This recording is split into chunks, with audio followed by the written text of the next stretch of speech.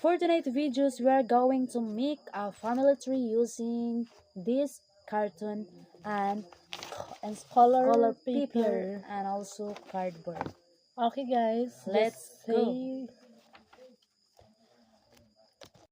We have yarn here and also this is a hole of this carton.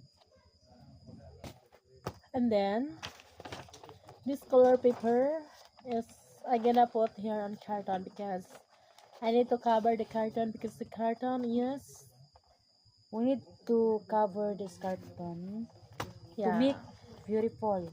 yeah, just see To look later beautiful. to see how we make a family tree DIY and But not literally a tree.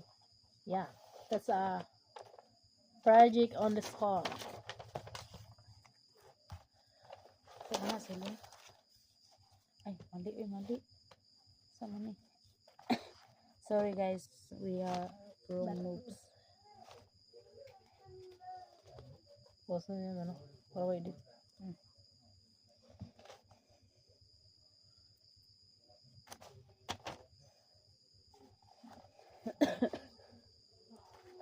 Pag 2 minutes sila no, continue sa part 2 para mo.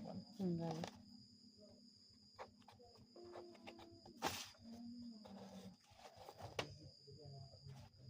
Okay, after this partner, you may cut the yarn.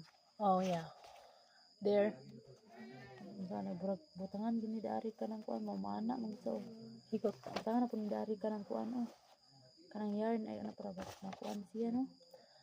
Okay guys, thanks for watching. Maybe later or another day tomorrow.